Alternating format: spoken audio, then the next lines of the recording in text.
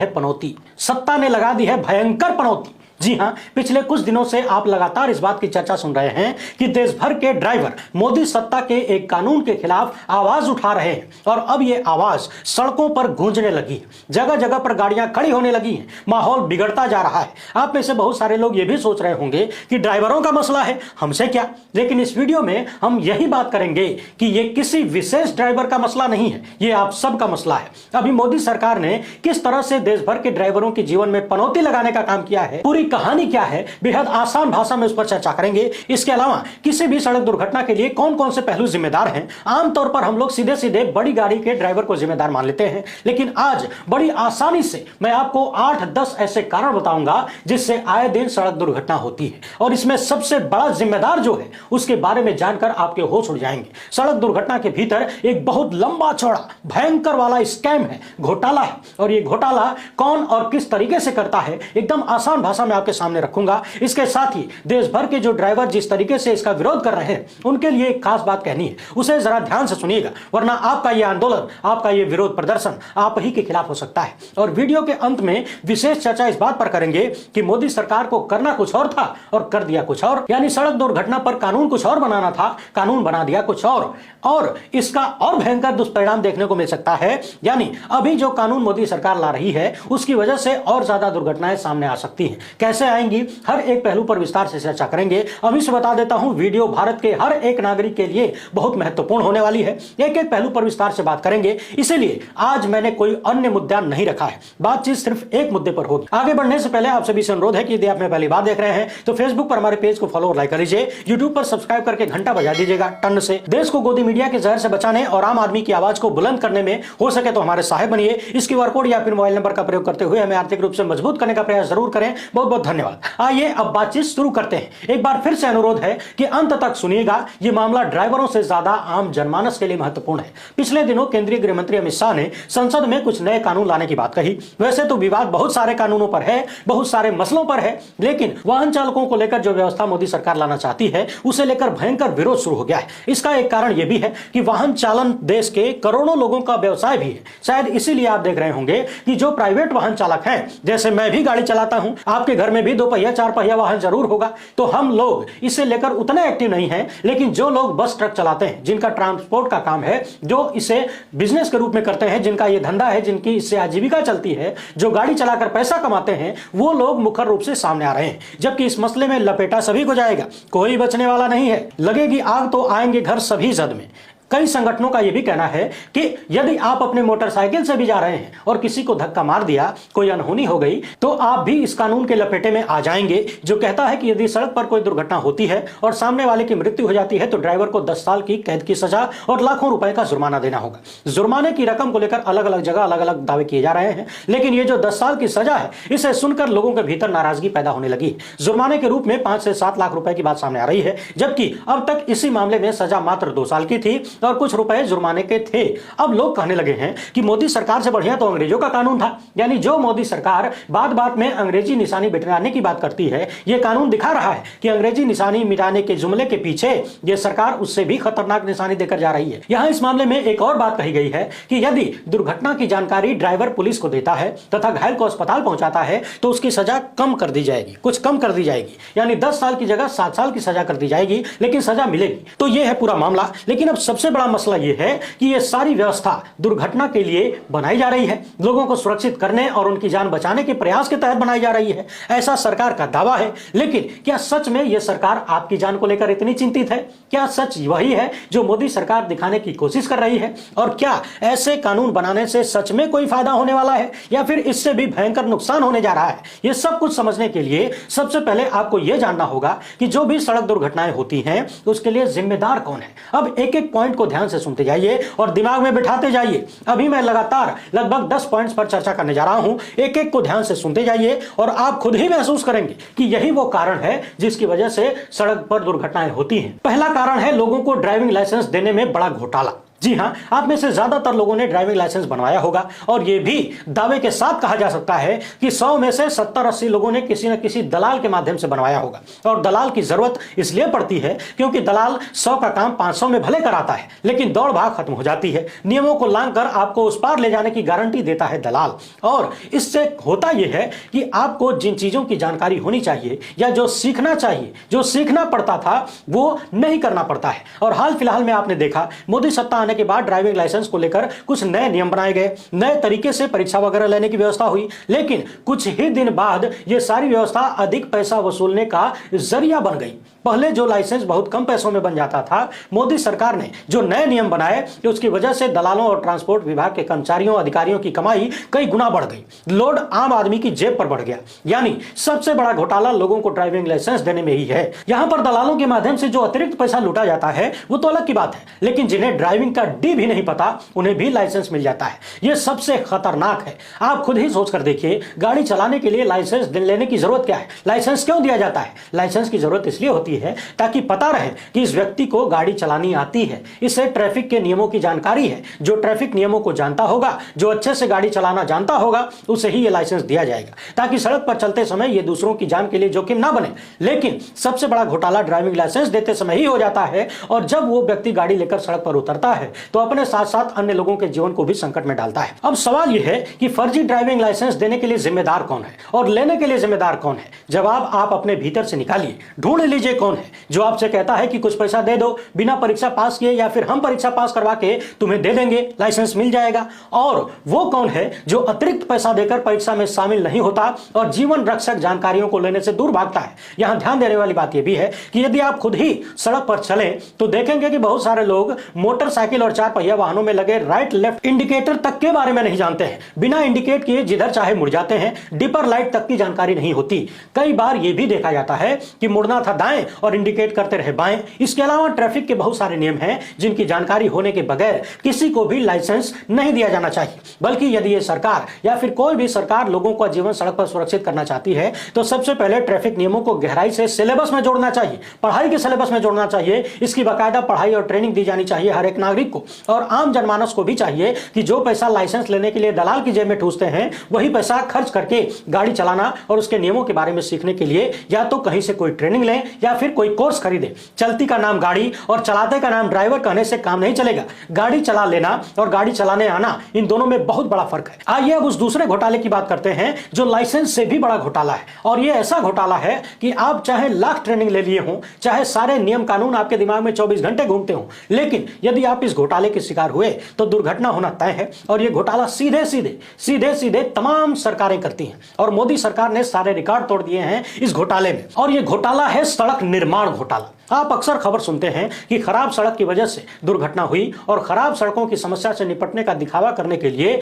मोदी सरकार ने जगह जगह लंबे चौड़े सड़क बनाने शुरू कर दिए। भयंकर वाला कर्ज लेकर ही सही, भले ही एनएचआई सिर से लेकर पांव तक कर्ज में डूब गया है, लेकिन सड़क बनाने में ताली बजवाता है। अब मैं यहां उत्तर प्रदेश की 2-3 प्रमुख सड़कों जो हाल फिलहाल में बनी है उनकी चर्चा करना चाहता हूं। वहीं से आपको पूरे देश की कहानी समझ में आ जाएगी। हाल ही में उत्तर प्रदेश में पूर्वांचल एक्सप्रेसवे का उद्घाटन हुआ। उत्तर प्रदेश के विधानसभा चुनाव से पहले इस एक्सप्रेसवे की स्थिति यह है कि यदि इस पर गाड़ी चलाते समय कुछ सेकंड के लिए भी आपका ध्यान इधर उधर हुआ, जबकि सड़क गाड़ियां बहुत कम चलती हैं इस पर, इसके बावजूद यदि कुछ सेकंड के लिए भी आपका ध्यान इधर उधर भटका तो आप भयंकर दुर्घटना के शिकार हो सकते हैं। और यह बात मनमानी नहीं है, यह एक्सप्रेसवे खुला हुआ है, आप जाकर खुद ही महसूस कर सकते हैं। एक तरफ यह एक्सप्रेसवे नया नया बन रहा था और दूसरी तरफ से इसमें टूट फूट चालू थी। जगह जगह पर आपको रिपेयरिंग के तमाम धब्बे दिख जाएंगे, ऊंच नीच दिख जाएगी। इस एक्सप्रेसवे पर इतनी ज्यादा जर्किंग है कि आपकी गाड़ी लगातार हिलती है। आप भले ही 50 लाख की गाड़ी में यात्रा कर रहे हो, लेकिन पूर्वांचल एक्सप्रेसवे आपको यह एहसास करा देगा कि आप यात्रा कर रहे हैं, वो भी भारत की सड़क पर। इसके अलावा सड़कों के किनारे और सड़कों पर भी जो तरह तरह के इंडिकेटर बनाए जाते हैं, बहुत सारी अतिरिक्त चीजें उसमें होती हैं, लेकिन चूंकि भारत में ज्यादातर लोगों को इन चीजों के बारे में जानकारी नहीं होती तो उधर ध्यान भी नहीं जाता। लेकिन यदि आप उसी उत्तर प्रदेश में ही अखिलेश सरकार के दौरान बनाए गए एक्सप्रेसवे पर जाएंगे तो खुद ही महसूस कर पाएंगे कि लगभग 7-8 साल पहले बना लखनऊ से आगरा एक्सप्रेसवे पूर्वांचल एक्सप्रेसवे की तुलना में लाख गुना बेहतर है, जबकि उसकी उम्र पूर्वांचल एक्सप्रेसवे से 7-8 साल ज्यादा है। यदि आपको बिना बताए दोनों सड़कों पर उतार दिया जाए तो निसंदेह आप यही कहेंगे कि पूर्वांचल एक्सप्रेसवे पुरानी है और अखिलेश सरकार वाली एक्सप्रेसवे नई है। इतना ही नहीं, भाजपा सरकार में जितनी भी चौड़ी चौड़ी सड़कें बन रही हैं, सबकी हालत बद से बदतर है। हमने आपको वाराणसी से गोरखपुर वाले हाईवे का दर्शन भी कराया था। वो हाईवे अभी भी पूरी तरह से तैयार नहीं है। वाराणसी शहर से निकलते ही जगह जगह आपको सड़क के बीचों बीच लाल लाल सुलेशन टाइप का सड़कों पर देखने को मिलेगा। कोई पदार्थ है जो फटी हुई सड़क को चिपकाने के लिए गिराया जाता है। जैसे कपड़ा फट जाने पर हम लोग उसमें चकती लगाते हैं, ठीक उसी तरह से मोदी सरकार न्यू इंडिया की न्यू सड़कों में चकती लगाती हुई नजर आ रही है। यह सरेआम घोटाला है, घपलेबाजी है। यह बात कितनी चिंताजनक है कि सड़क अभी पूरी तरह से बनी भी नहीं और फटनी शुरू हो जाती है, फट के फ्लावर हो जाती है। शायद इसी वजह से काम पूरा होने से पहले ही प्रधानमंत्री उद्घाटन कर देते हैं। पता नहीं कब कौन सी सड़कें फट के चितरा जाए। इसी तरह से हमने आपको फर्जी स्मार्ट सिटी वाराणसी का रिंग रोड भी दिखाया था। वो रिंग रोड अभी भी पूरा बनकर तैयार नहीं हुआ था, मगर जगह जगह पर रिपेयरिंग चालू थी। एक हिस्से पर तो हमने उसी वक्त दिखा दिया था जब प्रधानमंत्री फीता काट करके गए और उसके 1-2 दिन बाद ही भयंकर टूट देखने को मिली थी। पूर्वांचल एक्सप्रेसवे से लेकर वाराणसी गोरखपुर हाईवे और इस तरह की तमाम सड़कें हैं जो इस सत्ता के दौरान बन रही हैं, उन सब को जाकर देखिए। वो सब आपकी जान के दुश्मन है। हाल ही में सीएजी की रिपोर्ट में खुलासा हुआ कि 18 करोड़ प्रति किलोमीटर में बनने वाली सड़क लगभग 250 करोड़ रुपए प्रति किलोमीटर के खर्च से बनाई गई। यानी 18 का काम यह सरकार 250 में करती है और काम की क्वालिटी 2 रुपए की नहीं होती। अब आप खुद ही सोच कर देखिए, खराब सड़कों की वजह से जो दुर्घटना होती है, जो लोगों की जान जाती है, उसके लिए जिम्मेदार कौन है? इसके अलावा इन सड़कों पर चलते समय जिस तरीके से आपकी जेब ढीली की जाती है, उसे भी याद कर लीजिए। टोल टैक्स कितना महंगा हो गया है। कई बार जब आप हिसाब लगाएंगे तो पता चलेगा कि एक गाड़ी यानी एक प्राइवेट वाहन का जितना टोल टैक्स भरना पड़ता है, उससे कम किराए में आप बस की यात्रा कर लेंगे। और आप अपनी गाड़ी का ही टोल टैक्स मत दिखा करिए, बड़ी गाड़ियों का टोल टैक्स भी देखा करिए। देख लिया करिए कि टोल बूथ पर लगे लंबे चौड़े पोस्टरों पर जब आप देखेंगे तो नीचे दिखेगा कि वहां पर 5-5 हजार या फिर उससे भी अधिक टोल टैक्स वसूला जाता है बड़े बड़े ट्रकों से। यानी सरकारी लूट में यह सत्ता दुनिया में नंबर 1 बन चुकी है। और जब मैं दुनिया में नंबर 1 की बात कर रहा हूं तो यह हवा हवाई नहीं है। जब आप दुनिया भर के लोगों के प्रति व्यक्ति आय और वसूले जा रहे टोल टैक्स तथा चालानों का हिसाब किताब लगाएंगे तो पता चलेगा कि सच में इस मामले में हम विश्वगुरु हैं और सबसे ज्यादा सबसे महंगा चालान मोदी सरकार वसूल रही है दुनिया भर की तुलना में। बात टोल टैक्स की हो या फिर चालान की रकम की, सत्ता ने आपका खून चूस लेने का कसम खा रखा है। खराब सड़क वो दूसरा महत्वपूर्ण कारण है जिसकी वजह से भरपूर दुर्घटनाएं होती हैं। इसी तरह से ओवर स्पीडिंग भी एक कारण है। और आजकल तो सोशल मीडिया का जमाना है, बहुत सारी दुर्घटनाएं रील बनाने के चक्कर में हो रही हैं। लोगों को यह जानकारी है ही नहीं कि किस सड़क पर किस गति में गाड़ी चलानी है। अब जरा इस रिपोर्ट को देख लीजिए। साल 2020 में ओवर स्पीड होने की वजह से, अतिरिक्त गति होने की वजह से सबसे ज्यादा मौतें हुई। और जब आपका वाहन अतिरिक्त गति में होगा तो रास्ते में मिलेगा अतिक्रमण। ज्यादातर सड़कों के दोनों किनारों पर आप देखेंगे अतिक्रमण एक बड़ी समस्या है। और प्रशासन को जब समस्या देखने लगती है तो एक दिन बुलडोजर निकलता है और भन भन करके सारे ठेले खोमचे वालों को उजाड़ कर चला जाता है। शायद प्रशासन को लगता है कि इसी से इस समस्या का हल हो जाएगा, लेकिन हकीकत यह है कि ठेले खोमचे वाले और सड़क किनारे गाड़ी खड़ी करने वाले जाएं तो जाएं कहां।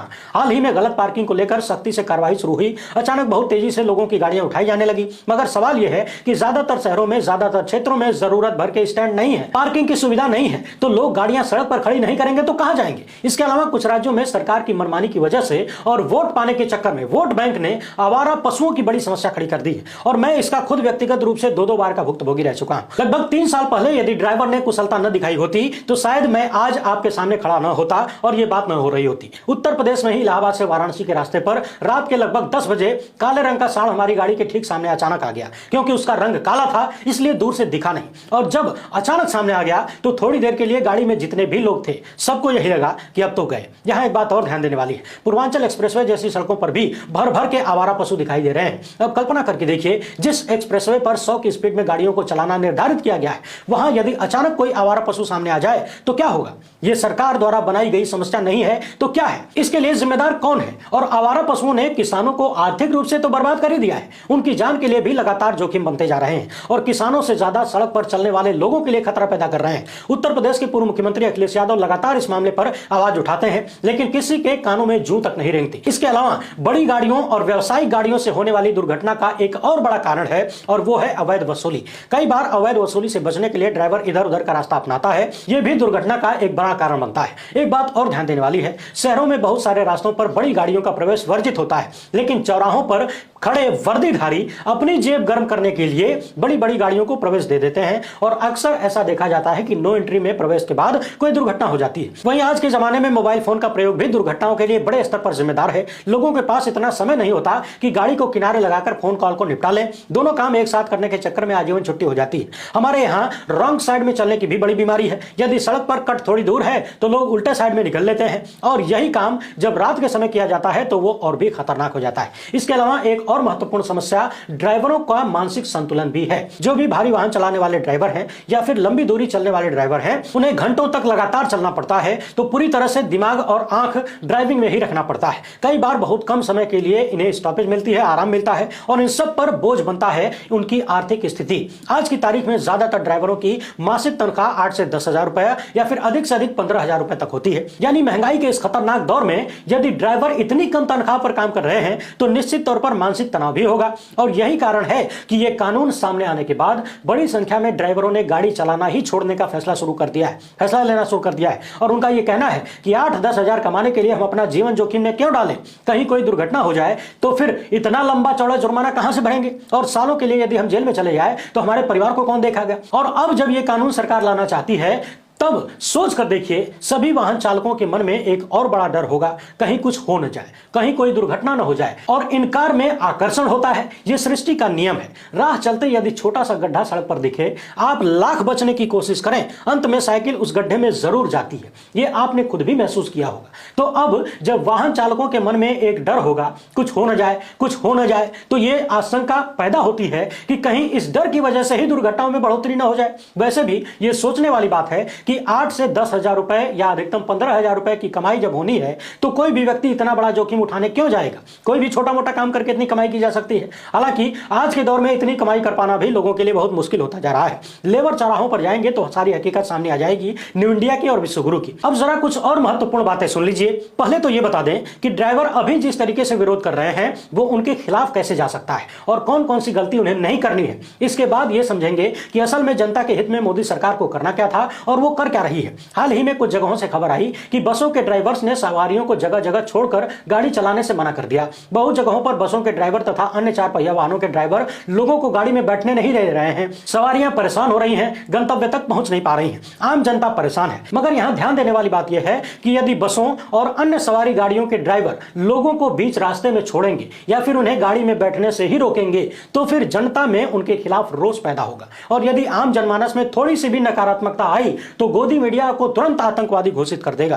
किसानों और नौजवानों का मसला याद कर लीजिए, एनआरसी सीएए का मामला याद कर लीजिए। तो मेरे ख्याल से सबसे अच्छा उपाय यह है कि आपकी गाड़ियों में जो भी सवारियां हैं उन सवारियों को बताइए कि सरकार उनके खिलाफ और आपके खिलाफ, आम जनता के खिलाफ किस तरीके की व्यवस्था लेकर आई है। बीच रास्ते में सवारियों को उतारने की बजाय उन्हें रास्ते भर इन चीजों के बारे में जागरूक करिए और उनके गंतव्य तक पहुंचाइए। उन्हें यह भी बताइए कि किस तरीके से व्यवस्था सिर्फ बस और ट्रक के ड्राइवरों के लिए नहीं बल्कि हर एक वाहन चालक के लिए है, जो मोटरसाइकिल चलाता है उसके लिए भी। इससे आम जनमानस हकीकत को जान पाएगा और आपके साथ जुड़ना आसान हो जाएगा। वरना सत्ता के पास गोदी मीडिया की ताकत है। जब गोदी मीडिया के दम पर देश के नौजवानों को कामचोर और नाकाबिल बताया जा सकता है, किसानों को आतंकवादी और खालिस्तानी बताया जा सकता है, तो फिर ड्राइवरों को देश विरोधी बताने में बहुत समय नहीं लगेगा। इसलिए आम जनता का समर्थन अपने पक्ष में करने के लिए कोशिश करें कि आम लोगों को परेशानियों का सामना न करना पड़े। वैसे भी यह मामला सिर्फ बस और ट्रक के ड्राइवरों का तो है नहीं, सबका है। तो लोग आपकी बातें बड़ी आसानी से समझ पाएंगे। अभी जिस तरीके से यह विरोध सामने आया है,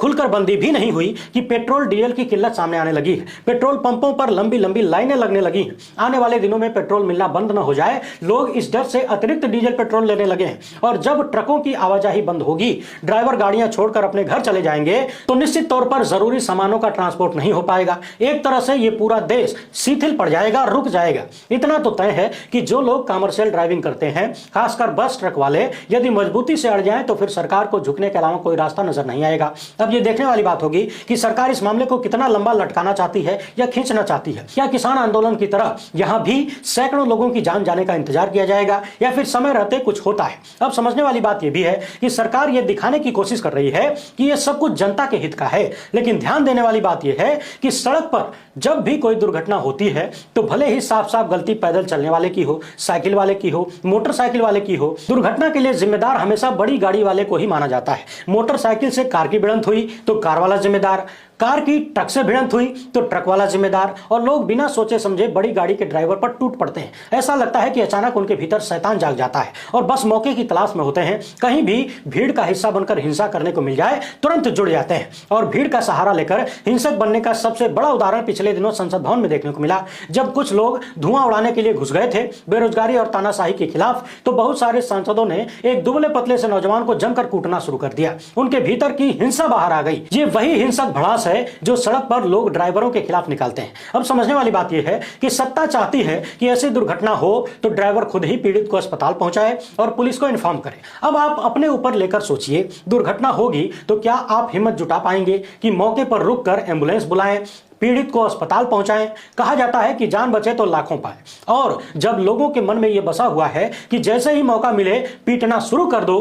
कई बार आप सुनते भी हैं कि पीट पीट कर लोगों ने ड्राइवर को जान से मार दिया, तो भला ऐसे में कौन ड्राइवर पीड़ित को अस्पताल पहुंचाने और पुलिस को इन्फॉर्म करने की हिम्मत करेगा? हाल फिलहाल में बहुत सारे ऐसे सीसीटीवी फुटेज सामने आए जिनमें साफ साफ दिखता है कि गाड़ियों के टक्कर होने के बाद जिसका भी एक्सीडेंट हुआ तो उसकी जान पूरी तरह से बच सकती थी। थोड़ी बहुत चोट लगी, लेकिन लोगों के डर से ड्राइवर गाड़ी लेकर भागता है, और जिसकी जान बच सकती थी उसकी जान तो चली ही जाती है। भागने के चक्कर में ड्राइवर कुछ अन्य लोगों को भी कुचलकर मार देता है। यहां एक बात और ध्यान देने वाली है, सरकार के इन नियमों के अनुसार जो गाड़ी या ड्राइवर दुर्घटना करेगी उसे 10 साल की सजा और लाखों का जुर्माना देना पड़ेगा। और यह सब कुछ तब होगा जब आपकी पहचान सामने आएगी, जब आप पकड़े जाएंगे, जब पता चलेगा कि कौन गाड़ी थी, कौन ड्राइवर था। तो सवाल यह है कि क्या ड्राइवरों के मन में और ज्यादा भय नहीं होगा कि एक्सीडेंट हो गया, बहुत तेजी से भागो, और इस डर की वजह से क्या वो अन्य लोगों को और भी ज्यादा जोखिम में नहीं डालेंगे, उनकी जान के लिए खतरा पैदा नहीं करेंगे? यानी इस हिसाब से देखा जाए तो यह कानून भारत की आम जनता के लिए और ज्यादा खतरनाक हो सकता है। अब तक छोटी सजा और छोटा जुर्माना था,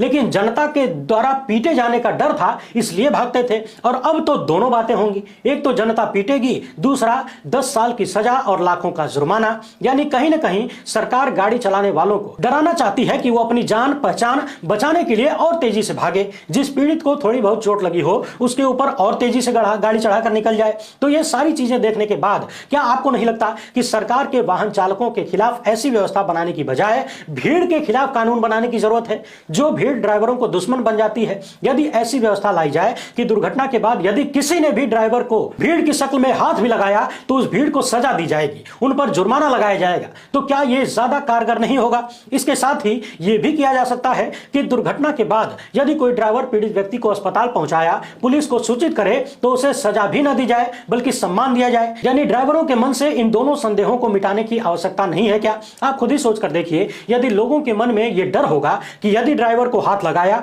तो हमें सजा मिलेगी, तो लोग ड्राइवर से मारपीट नहीं करेंगे, उसे मारपीट के घायल नहीं करेंगे, उसकी जान नहीं लेंगे, तो उससे भी भागने की जरूरत नहीं होगी। और भागेगा नहीं तो पीड़ित व्यक्ति को अस्पताल पहुंचाएगा, उसकी मदद करेगा। कोई ड्राइवर राह चलते किसी व्यक्ति का दुश्मन नहीं होता, जाति दुश्मनी नहीं होती। इसके साथ ही भागने के चक्कर में जो अन्य लोगों को गाड़ियां कुचलकर चली जाती हैं उनकी जान भी बच पाएगी। यदि आप इस हिसाब से सोचें तो ऐसा लगता है कि सरकार सीधे सीधे उल्टा काम कर रही है, जिसकी वजह से दुर्घटनाएं और ज्यादा होने की आशंका बढ़ जाएगी। पिछले दिनों बहुत सारे ड्राइवर्स ने हमसे इस मामले पर चर्चा की बात की थी। हमने कहा था कि जब बात करेंगे तो विस्तार से और अच्छे से बात करेंगे। यदि कोई पहलू छूट गया हो तो कृपया हमें जरूर बताएं। इसके अलावा आप में से जो भी लोग इस मुद्दे पर अपनी राय रखना चाहते हैं, अपनी बात रखना चाहते हैं, तो मोबाइल में वीडियो बनाइए, हमें भेजिए। हम अपने चैनल अभी आपके पास में उपलब्ध विकल्प केवल ये है कि आप लोग ज्यादा से ज्यादा माध्यमों से सरकार तक अपनी बात पहुंचाएं, ताकि सरकार आप लोगों की बात को समझे, आप लोगों की बात को कंसीडर करे और सभी के हित में जो कानून है उसको बनाए और उसको लेकर के आए। इस समय आपके पास, हमारे पास केवल एक यही उपलब्ध विकल्प है। अगर आप लोग अभी भी 2 घंटे 4 घंटे भी यहाँ रुकते हैं तो 2 घंटे और 4 घंटे में कानून नहीं बदलता है, ये बात आप लोग जानते हैं। सहयोग देने आए हैं लोग, कोई ड्राइवर की सुनने को नहीं आया है, ये खाली ड्राइवर को सहयोग देने के लिए। बहुत अच्छे भाई, सुनिए मेरी बात सुनिए,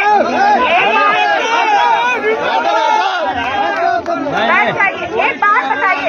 अच्छा कोई भी एक व्यक्ति तो मुझसे बात करने को तैयार हो, आप मुझे बताइए मैं भीड़ से कैसे बात करूं? आप मुझे बताइए कि क्या मेरी ये बात गलत है कि अगर आप अपने 40 घंटे में यहाँ बैठेंगे तो 40 घंटे में कानून बदल जाएगा? एक बात बताइए, जब तक नहीं बदल जाए तब तक बैठेंगे।